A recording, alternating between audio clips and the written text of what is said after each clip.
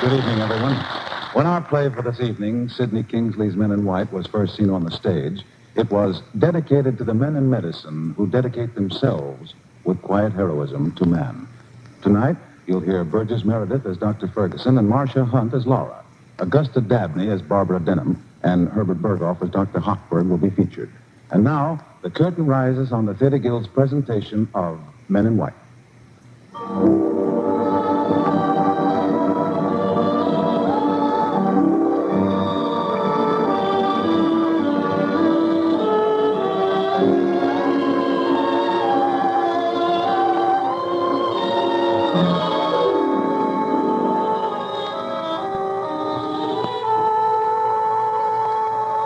We will walk the streets now in the late afternoon, when the wind blows cold from the river, when night slips its noose over the city, and the afternoon slowly succumbs to the anesthetic of darkness. We will walk the streets seeking the familiar building and come upon it suddenly. This building, this heart of the city, beating in the darkness, this place where courage burns in the windows, this tragic and beautiful sanctuary, this hospital. There's a strange and familiar sound, my own footsteps on the corridor as I enter this familiar place. Afternoon, Dr. Ferguson. Past the reception desk, the old men huddled on benches in the clinic, the acid smell of iodine and antiseptic, the hushed voices. How is he, Dr. Ferguson? Is he going to be all right? Walk the long corridor past the wards where each bed swims like an island in a sea of loneliness, and the voices, the anxious voices. Doctor, please. Walk the corridor and enter this room warm with its books and medical journals, where the hospital staff gathers for a cigarette and a casual word. My colleagues, the doctors, men of science and gentleness, the doctors bound by our ancient oath, no word changed in the fire of 2,000 years. I swear by Apollo the physician that this mine oath I will fulfill as far as power and discernment shall be mine. I will carry out regimen for the benefit of the sick, and I will keep them from harm and wrong. To none will I give a deadly drug, even if solicited.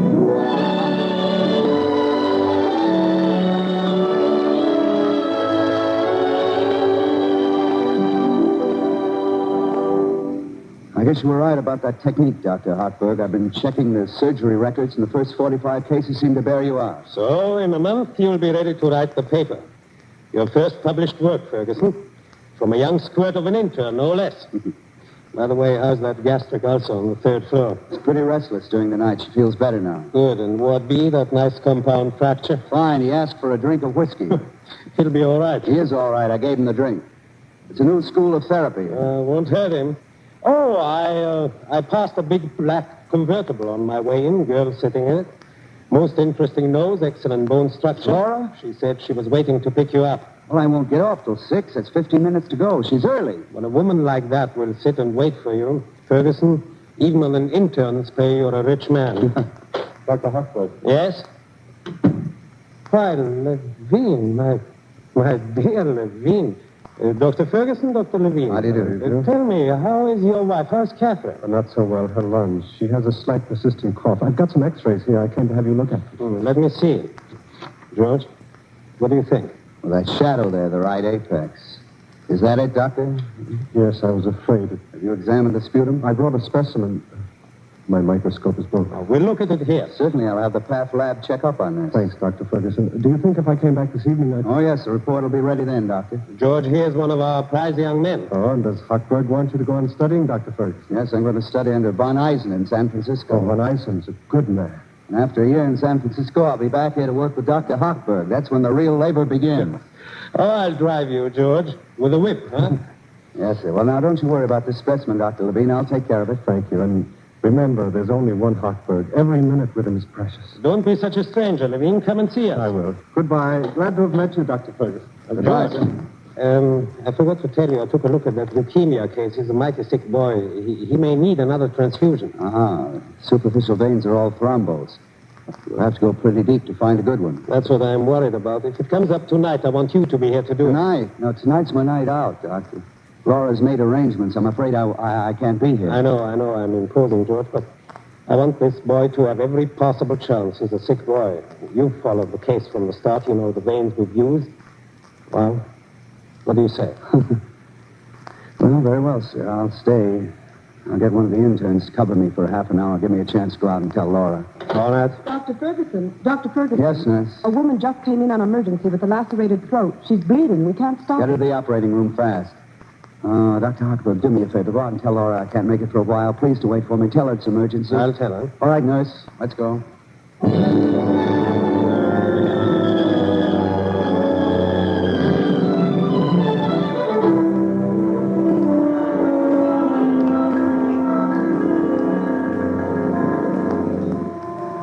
Laura?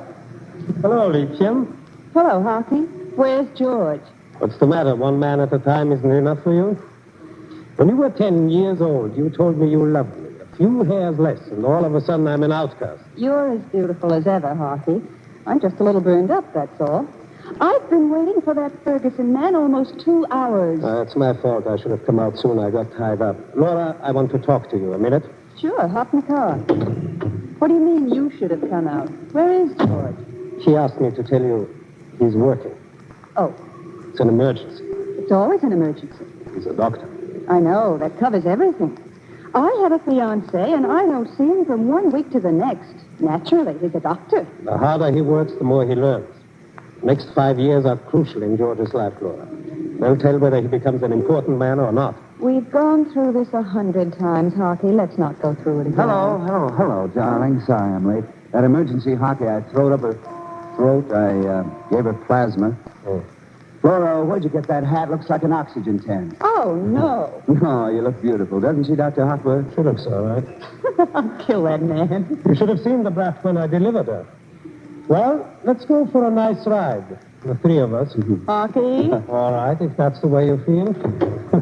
Now get in, my boy. Yes, sir. Goodbye, Lincoln. See you, George. So long, Hockey. Darling. Laura. Hello. Hello. Let's get away from here, away from this noise. Let's drive down to the docks, down to the river someplace. Oh, you look so tired. Well, tonight all you have to do is just sit back. I've waited for this a long time. We're going to drive out in the country. Laura. And... What? Laura, let's get out of here, please. Now, let's get out of here.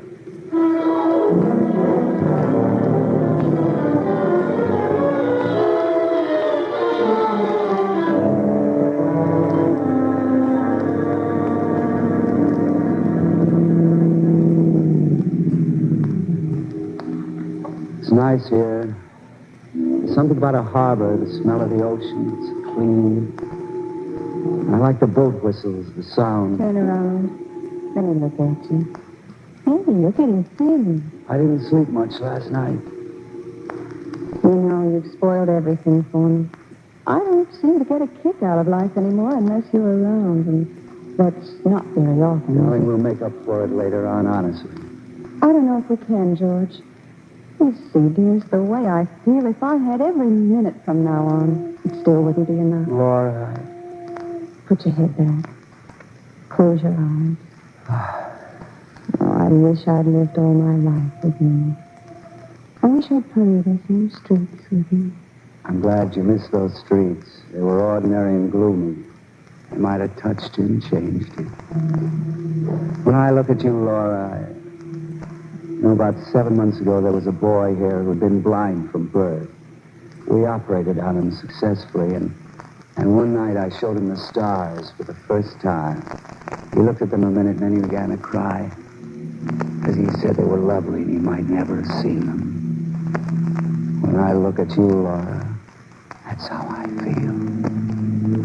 That sound. That beautiful sound. And the whole night ahead of us. Laura, I have some bad news. Now, you won't be upset, will you? Why? I can't make it tonight. I have to stay in. Again? Well, I'm sorry. I tried to duck out of it, but I couldn't. There's a transfusion I have to Oh, do. what time? I'll wait. No, you better not. It depends on the patient. I've just got to be around and ready. Are you the only one who can do that transfusion? Dr. Hotberg seems to think I am. Oh, I was planning so much on tonight. Don't you think I was, Laura? All week I've been looking forward to it. Oh, it's not just tonight. It's all the nights. Oh, I know this is important to you. And if it's going to help you, I can go on like this for another few months or even another year. But when you get back from San Francisco, let's arrange our lives like human beings. You can open up an office and have regular hours, specialized. If I work with Hochberg, darling, I won't have time to practice. That's just it. I know hockey. I'll never see you. Laura, look, I've plugged all my life just in the hope that someday I'd have a chance to work with a man like Hochberg. I couldn't go on this way. I just couldn't. I'd rather break off now and try to forget... Laura, don't even say a thing like that. I mean it. It would kill me, but I'd rather die quickly than by slow torture. I can't... Oh, Laura, please. Don't. It's all right. Leave me alone. I'm all right. I'll take you back to the hospital. Will I see you tomorrow night? Yes. Think it over, George. We'll have to come to some decision. Laura, will you please? I mean it. Okay. Oh, those whistles. Why don't they stop with those rotten whistles?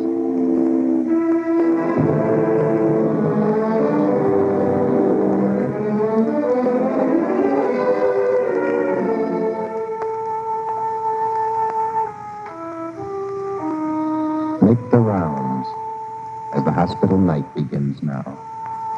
The nurses on night watch check their charts. Silence in the long corridors. And in the wards, the faint smell of pain. And a quiet weeping in the darkness until the patient finally accepts the ancient therapy of sleep. And the hospital night goes on. Dr. Ferguson? Dr. Ferguson? What is it, nurse? The little girl in bed 4. Dr. Cunningham's with her, and... Well, you said she wasn't to have insulin, but he insisted. Let's go, quick. Yes. I told you to hurry with that insulin. No. Hello, Ferguson. Hurry, nurse. How is she, Dr. Cunningham? I was afraid of shock. This isn't shock. It's a diabetic coma. Is her temperature subnormal? Yes. Isn't that ready yet, nurse? Dr. Cunningham, now, I mean no offense, but I've studied this case history, sir, and it looks like shock, not coma. Nonsense. Now, look at the child, please, sir. She's cold, pale, clammy. Temperature is subnormal. She's complained of hunger, sudden onset. Suppose you let me handle this case, young man. Nurse, let's have that No, hypo. please, doctor, call in one of the other men. Ask him. Ask anybody. Take your hand off my arm. I'm not going to let you kill that kid. How dare you interrupt when I'm treating my patient? Get out of here. Here, what's the idea of knocking that needle out of my hand? You All right, know? nurse. Shock position. Get the foot of that bed up. Sterile glucose. Quick. 30 cc syringe. It's horrible. What do you think you're doing? Quiet tourniquet. Right arm. I need a hypo of adrenaline. What do you think you're doing? I'll have you brought up before the medical board. You can't. All right, have me brought up. I don't care. I really don't. Pardon me. Look here, Ferguson. I can have you... Have the glucose. Swab the arm. Never mind the iodine, just alcohol. Thank God, a good vein. That does it. Let's have the adrenaline. There. That's about all we can do.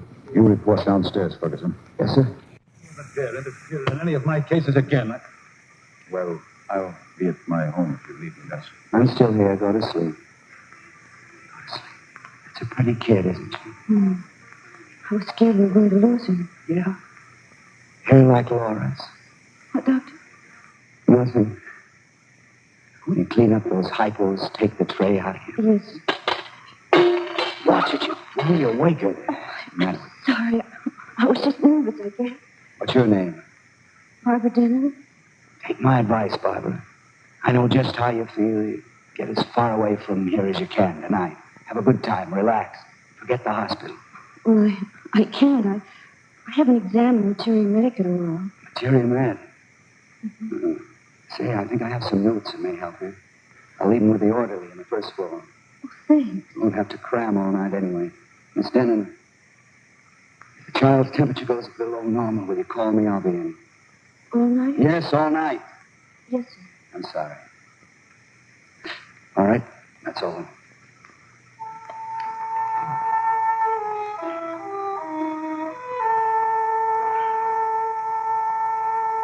And the hospital night goes on.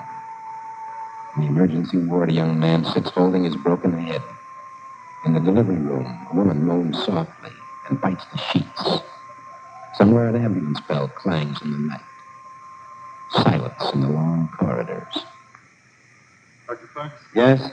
Oh, hello, Dr. Levine. I was just going into the path lab to find out about that report. I'll go with you. Thanks. Is the report on Levine ready? Have it for you in a minute. Fine. You said this was your wife? Yes, poor Catherine. Things were different when I was here before I married. Who could imagine practice on the Lower East Side, tenements, 50-cent patients, poverty, dirt, and struggle? I don't know. All of a sudden, you feel old. Your life's gone. Medicine. Why do we kill ourselves for it?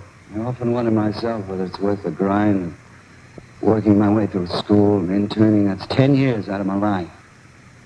Still, I guess it's the only thing I really want to do. My dad used to say, above all is humanity. He was a fine man. He was a small-town physician upstate. And when I was about 13, he came to my room one night and apologized because he was going to die. And his heart had gone bad on him. And he knew that if he gave up medicine and took it easy, he could live for 20 years. But he didn't. Above all is humanity. And that's why we do it, I guess. Of course. It's no good. A doctor shouldn't have to worry about money. That's one disease he's not trained to fight. It either corrupts him or it destroys him. Dr. Ferguson, here it is. Oh, yeah, thanks. Let me see. Oh. I knew it. I knew I it. wish I could tell you how sorry I am. Tuberculosis. Oh, my poor Catherine. What are we going to do She'll now? come through all right, sir. You see, maybe if you took her to a dry climate. Maybe that means giving up the little practice I have. It means starting all over again. I don't know if we can do it. We're not young any longer. Thanks for everything. Yes, sir.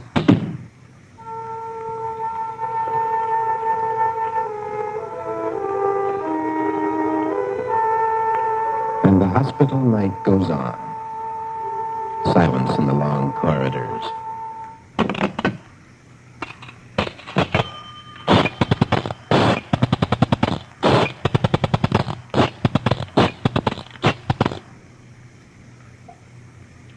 Hello, Miss Hudson there. Dr. Ferguson calling. Yeah. Hello, Laura? Look, darling, I can make it tonight after all.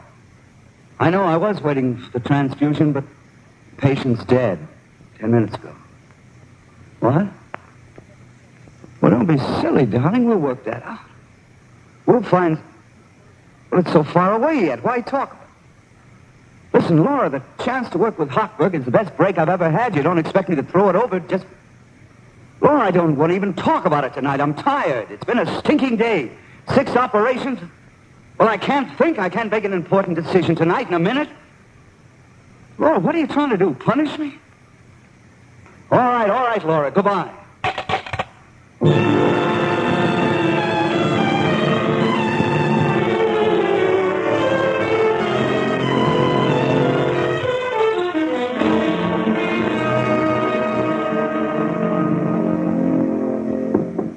Come in.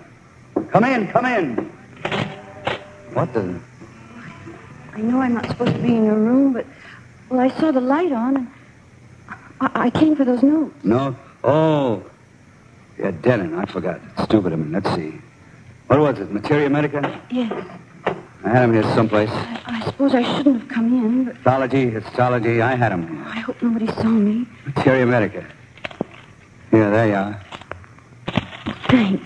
Now, that's all. I hope there's some help. Is there anything wrong? What? No. Good night. Good night. What's the matter? Head nurse outside. Did she see you? Wait a minute. She'll be going. Sit down. Thanks. I'm kind of jumping myself. I was waiting around to give a transfusion. The chap died. Miss Levine's wife's going to die. It's been a rotten night. You work very hard, don't you? Oh, I think it was wonderful the way you were before with Cunningham. Yeah. Oh, it's funny how different it is from the way you picture it. Well, the hospital, I mean, it seems so glamorous when you go into training and, well, then you never think how lonely it is. I guess the coast is clear now. They don't let you rest a minute, do they? No. It's almost as bad for us. You work all day and lights out at 10 o'clock, and one night a week they let us out till 12:30. What's the use? You never get the time to meet anybody. I know. Don't you get sick sometimes of being businesslike and efficient? Well, don't you get kind of lonely? I do. Oh, sometimes I just feel like a little girl. I don't want to think. I just want somebody to hold me and tell me everything's going to be all right. About these notes. Would you kiss me if I asked you? The diagrams go with this page. Oh, I'm sorry. I didn't mean to. It's just that... Oh, suddenly I wanted very much to have you kiss me. Barbara. I shouldn't have done that. Oh, no. It was very nice. You get to feel so lonely. Everywhere. In the wards and in your rooms. It's always so. Hold me. Please. Barbara. Oh, you poor kid. Barbara, darling.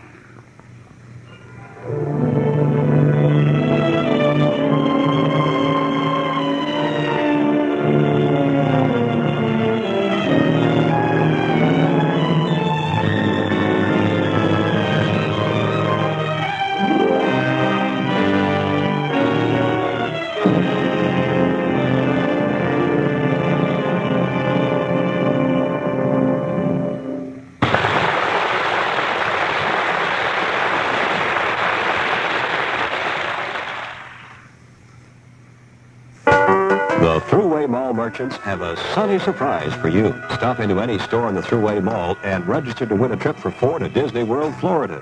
There's no purchase necessary, and the winner will be announced Monday, April 4th. Flight arrangements are with Eastern Airlines, America's favorite way to fly.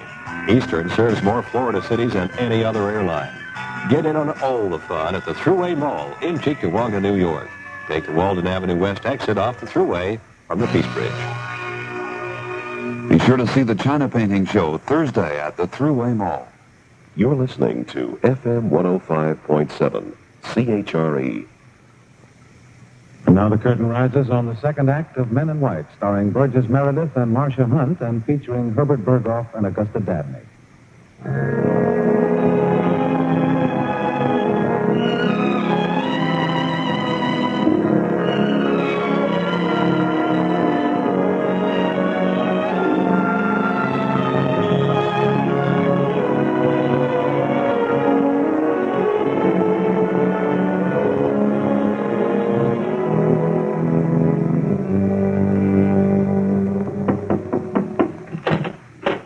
Hello, Doctor. Hochberg, are you busy? Hello, George. Come in. What's on your mind? Oh, nothing special. I just want to talk to you, that's all. How's Laura? Fine. I don't know. I'm seeing her tonight. Hockey, what I wanted to talk to you about, last night Too bad about that patient, and Levine's wife. They told me down in the lab. Yeah. That's some night, huh? Well, that's what I wanted to talk to you about. Something happened last night, Hockey. I don't know what was wrong with me. I had a fight with Laura, and everything seemed to be going to pieces. And I was in my room, and this nurse came in to borrow some notes. I know it's against the rules. She was lonely, and I guess I was lonely myself. And we... Have a cigarette? No, Hockey, I don't want... Sit down, George. Listen to me. A hospital is a tough place. Under pressure all the time. Nervous tension building up inside. And the human being is a curious thing. Under pressure we do strange and illogical things.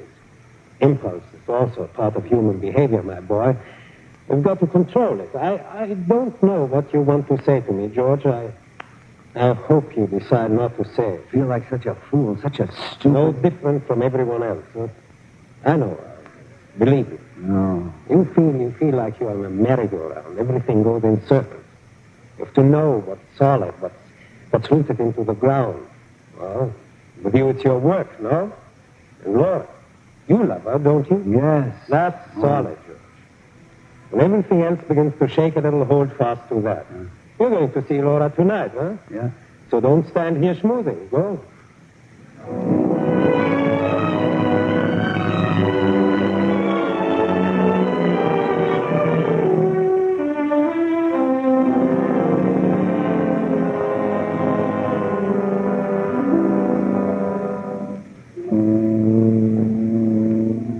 Look at that one, George. That tugboat coming up the river, like a fat little boy marching in a parade. Yeah.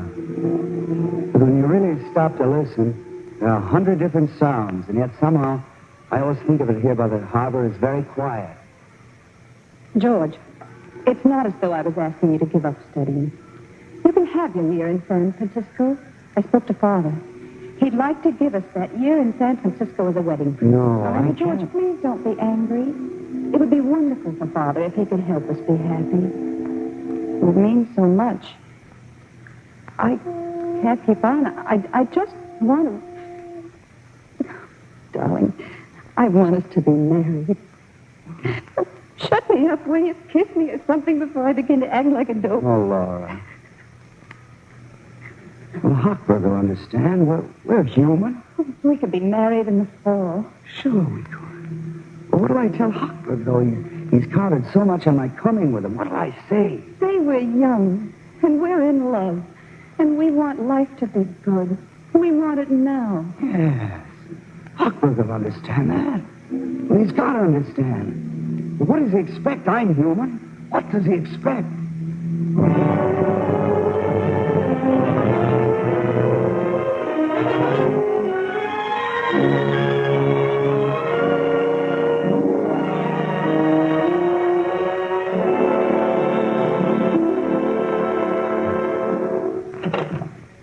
Are you sure it's all right, George? Sure. The hospital library. I thought that was just for doctors. Doctors and young ladies about to be married. Come on in, Laura. Oh, it's so hard to believe. It was 3 whole months ago that night we decided to get married. And here it is, almost time. It's wonderful. A mile off the ground. George, have you told Hockey yet? No, I haven't. It's so long since we decided. Why are you afraid of Hockey? He won't bite you. If you think delaying will change my mind... No, it isn't that. I just haven't... Then had tell him. Tell him today. Hmm. Speak of the devil. Hello, Hockey. Hello, now, George. That young boy up in 514, automobile accident, smashed legs. You gave him a shot of tetanus antitoxin. No, I had Johnson covering for me, sir. He took care of it. Where have you been since 12 o'clock? I'm sorry, I only meant to be gone half an hour. In the meantime, it was 2. Sorry, sir, it won't happen again. Oh, Hockey, you can forgive him just once. George has been working so terribly hard. After he gets back from San Francisco, maybe we'll have some time for ourselves. Time? How? There are only 24 hours in the day. He's working with me, and if... Or is he?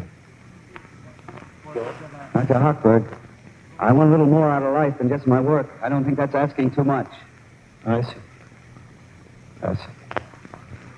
So you've decided not to come with me next year? After all, Hockey, we feel that we'd be happier that way. And Of course. It's George's life and yours. You have a right to decide for yourselves what you're going to do with it. I didn't mean to meddle. How's Papa? How's his heart? so-so.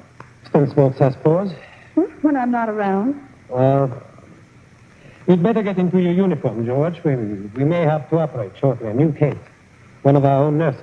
What's her name? That nice little girl up in pediatrics. Oh, yes, Dennett. Barbara Dennett. You remember her, pediatrics. Yes, I remember her. Excellent nurse. Poor child. Such a nice little girl, too. Is it bad? Temperature 105. Blood count way up. Ruptured appendix? Septic poison. As a matter of fact, she was going to have a baby. Well, we'll see what we can do. Dr. Ferguson, Yes, nurse? that boy with the broken legs is still unconscious, up in 514. Seems to be something the matter with his lower jaw. What? Somewhat rigid. I thought it might be tetanus. No, not so soon. Anyway, Johnson gave him antitoxin, didn't he? Why, no, What? Doesn't he know yet that TAT shot is routine in this hospital? Yes, sir, but I thought... You didn't tell me, Dr. Ferguson. I thought you gave it. Dr. Ferguson? I intended to say something about it. I forgot. Forgot. Is that a thing to forget? You should have given the antitoxin yourself. It's my fault, Hockey. I dragged him away. We were late. That's no excuse. He's not supposed to leave the hospital at all. You know that, Ferguson. Yes, sir? Oh, Hockey, it was important. Terribly important. It was a rehearsal of our wedding. A rehearsal of your wedding. And upstairs, there's a boy all smashed to bits. There'll be no wedding for him if he develops tetanus. Dr. Ferguson, inject that antitoxin at once. Yes, sir. Right away. All right, nurse? Laura, you deserve to be spanked. Don't you realize what George's work means? Of course I do, Hockey. No. No, you don't. Would you like to see, perhaps? Yes. Why not? Go upstairs to the operating room. Tell them I said to give you a cap and gown. I'll meet you up there in 20 minutes. Yes. Yes. So now, maybe you know.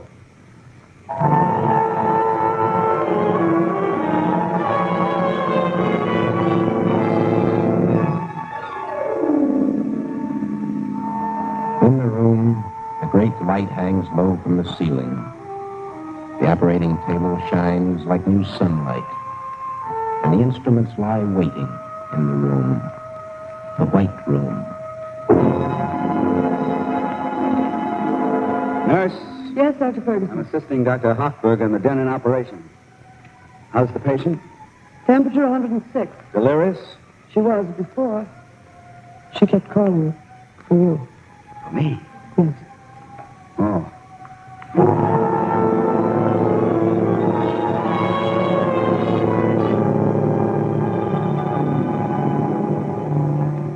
In the room, the basins are waiting with alcohol and bichloride, and the doctors perform their curious ritual, the washing of hands, simple prayer of sterility, handed down from Semmelweis and Pasteur. The sound of the brush, soap and water, smell of antiseptic, like a cold wind in the room, the white room.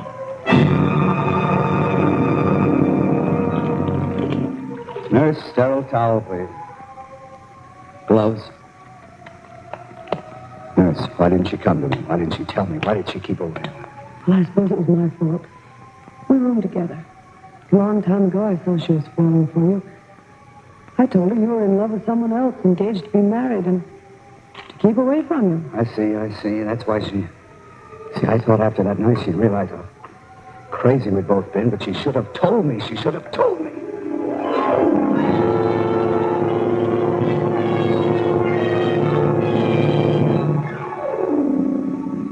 In the room, the white room, we await the ceremony of surgery. The nurses in their white gowns are waiting. The doctors, capped and masked, are waiting. The scalpel is waiting in the room, the white and burning room. Instruments all ready, sir? Good. What about that boy up in 513? Did you give him antitetanus? Yes, sir. He's conscious now. That business with his jaw? Slight dislocation. I put it back in place. No further evidence of internal injury. Very good. Oh, we've got a guest over there in the corner. Laura. Why? Hockey told me I could Watch come. it. Don't go near.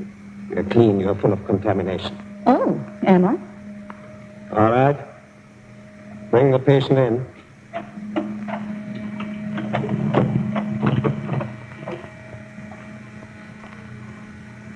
George, Yes? what are they going to do to me? There's nothing to be afraid of, Barbara. You won't let them hurt me? No, of course not. Will you be here? George, darling, please be here. I'll be here. Thanks, dear. I loved you. I don't care. All right. Put her on the table. Go on. Start the anesthesia.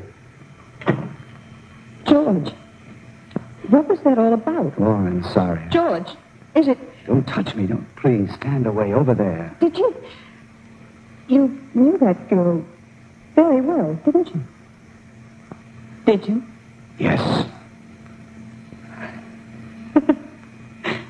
Oh. That's funny. Dr. Ferguson, the patient's ready. All right, I'm coming.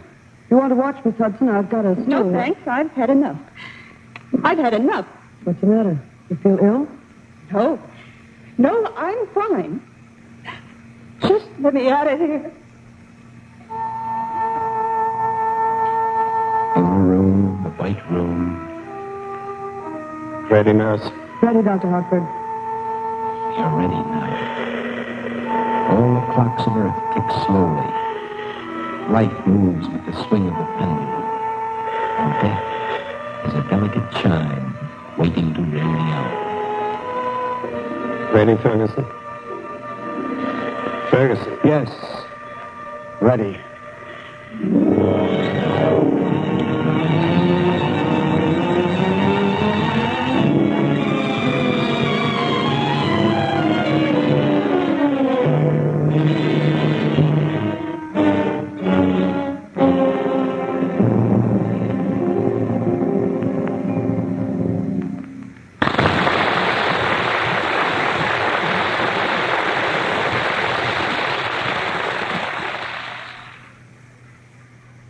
Brian has a serious drinking problem. Is it part of the hospital? Brian can't do the things normal kids do. He's different. Will the doctors and nurses wear masks? Brian has kidney disease. He needs a transplant. But preventing kidney disease and making transplants requires research which costs money. Mommy, will I ever be better? Only you can answer Brian's question. Give to the Kidney Foundation of Canada. Help for the solid business. You are tuned to FM 105.7, CHRE. And now the curtain rises on the third act of Men in White, starring Burgess Meredith and Marcia Hunt, and featuring Herbert Berghoff and Augusta Dabney.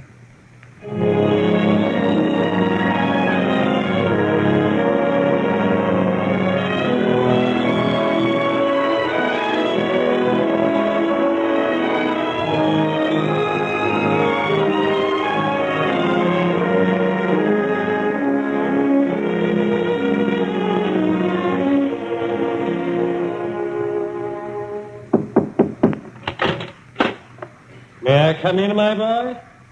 Sure. How long have you been sitting here in the darkness? It's morning. Beautiful sunlit morning. Here, let's get these shades up. Oh, I didn't know it was so late. I was reading. Brain surgery, huh? Yes, Miss Lennon's temperature is down this morning. I know. The nurse tells me you watched the case all last night. Yes. Excellent book, this. You should read all Cushing's reports. Oh, that poor kid. What a mess I got into. She'll be thrown out of the hospital. Oh, don't worry.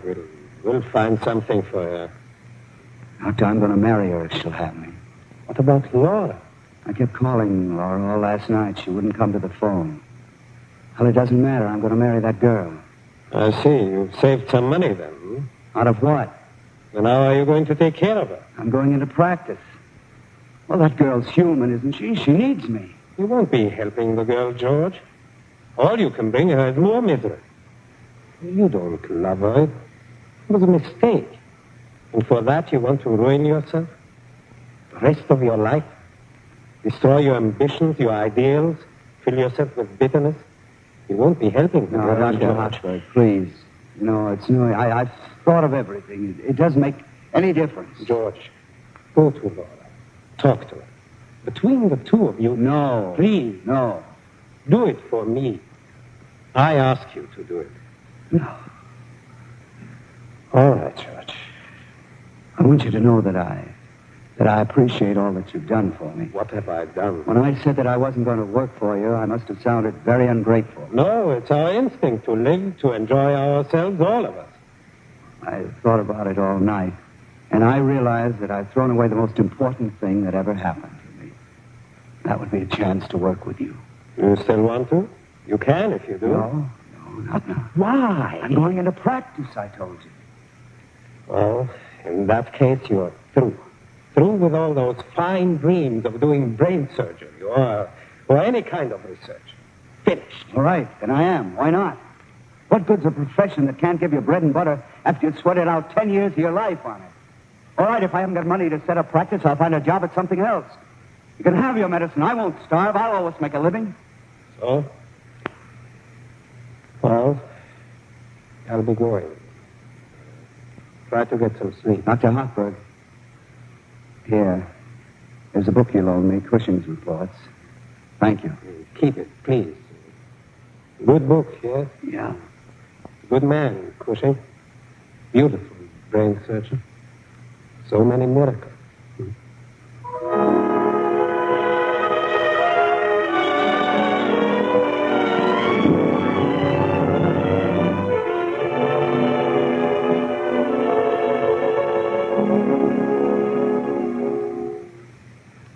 Hello, Hockey. What brings you to Park Avenue and 80th? Just checking up on your papa's heart. He smokes too much. Just try and tell him that. Laura, I want to talk to you about... No, Hockey, it's no use. I'm washed up with the whole business. Of course you are. There's no excuse for a thing like that, and you know it, Hockey. I'm not trying to justify it, Laura. It's so far beyond that. Do you think he's having an easy time of it? Oh, he'll take care of himself. Don't you think I know how you feel? Well, you think I still care? Well, I don't. Well, that's fine. Then it doesn't make any difference to you that right now he's throwing his life away. Yes, he's going to marry her, Laura. No. Yes, and go into practice and starve and give up his studies and maybe get out of medicine altogether. The thing he's meant for and worked so hard for. Oh. But what do you expect me to do about it? He loves you. So, get that through your head. He loves you. Well, see him. Speak to him, please. If nothing comes of it, all right. But at least face each other. Have it out. All right, Hockey. All right. I'll see him.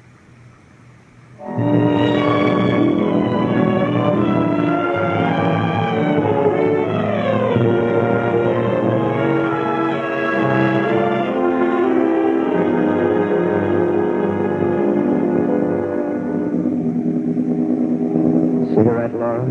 Thanks. The harbor looks nice in the dark. And Hockey tells me you're going to take your father to Florida. Yes. I don't want you to go away feeling like this. Well, what difference does it make how I A feel? great deal to me. I love you. Yes, I'm sure you do. Well, I don't care whether you believe it or not, but I do. George, my arm, you're hurting me. I'm sorry. I don't understand. I lay awake all night trying to figure it out. If you cared for me, how could Well, you? I was wrong, Laura. I'm not excusing myself. I was wrong. With everything gone wrong that day, 6 long operations, I had a battle with Cunningham. I lost a patient. Things sort of kept piling up until I thought I'd go crazy. And this kid came to my room for some notes. She was sympathetic and lonely herself, and, well... After that, I didn't see her around, and I knew that the whole thing was crazy. You'd think she'd have come to me, but she didn't. And I thought that it didn't mean very much to her, but it did. And now she's up against it. If we meant anything at all to each I other... wanted to be with you more than anything else in the world that night, but we'd quarreled and you wouldn't even see me. It was that night? Yes. Oh. Laura, if I didn't love you, I'd have called it quits right then. So now you're going to marry a girl you say you don't love.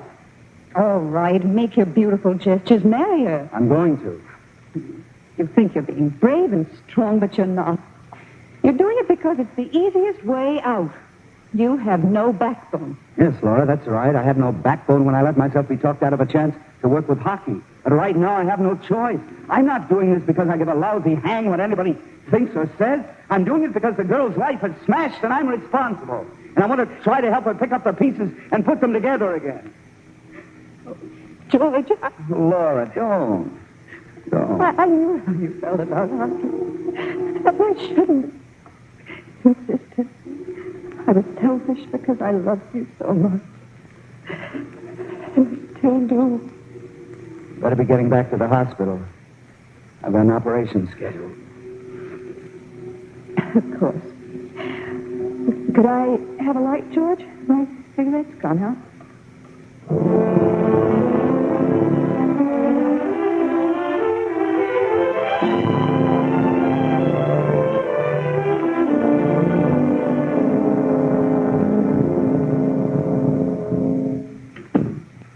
Hockey, Hello, Laura. Hello, George. I just ran in for a minute to say goodbye. It may be the last time I see you. Dr. before Hartberg, what's the matter? Miss Glennon is dead. What? A few minutes ago. Oh, no. There's nothing you can do, George. Embolism.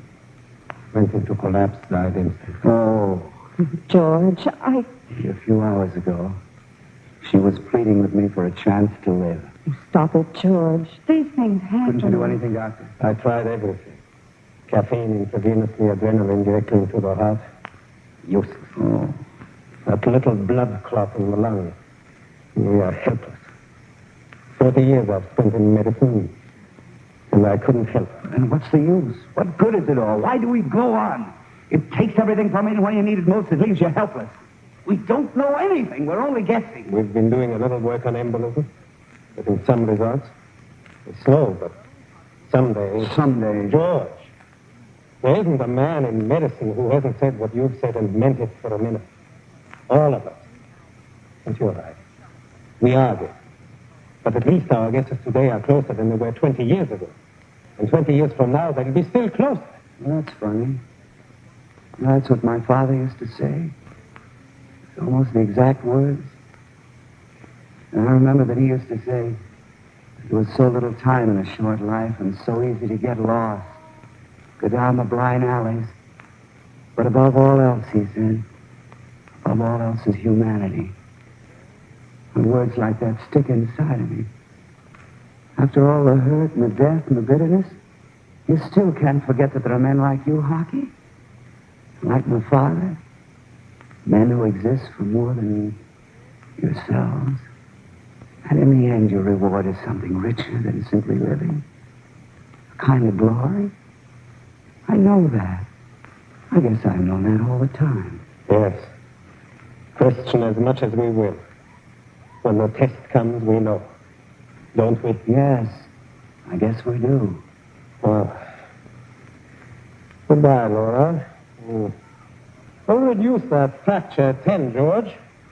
Schedule the appendix at 3, the gastric ulcer immediately afterwards. That's all. Yes, sir.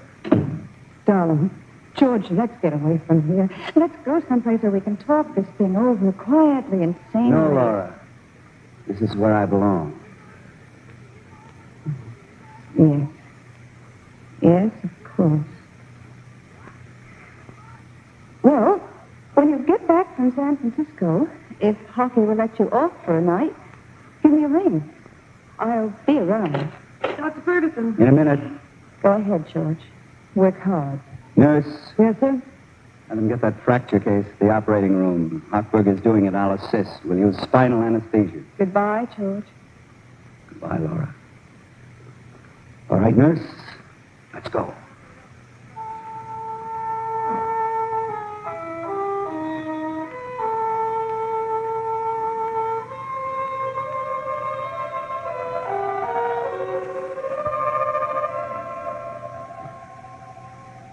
In the darkened corner of the city, where the hospital stands in quiet streets, the great wheel of mercy turns. The days rise up from the sea, and the days are endless. I swear by Apollo the physician that this mine oath I will fulfill as far as power and discernment shall be mine.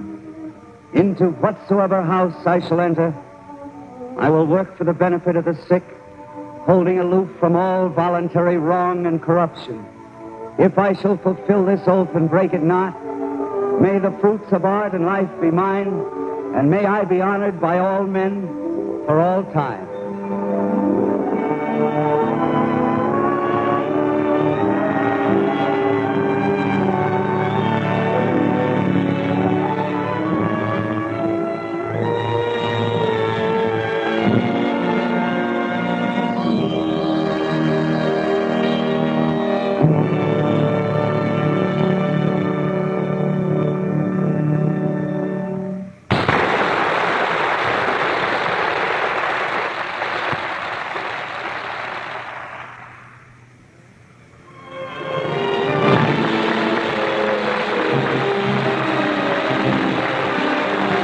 The Theatre Guild on the Air is under the supervision of Lawrence Langner and Teresa Helburn, with Homer Fickett, director, Carol Irwin, production executive, and Ramina Marshall, executive director of the radio department. Music was composed and conducted by Harold Levy, and the play was adapted by Millard Lampell. Your announcer, Norman Brokenshire.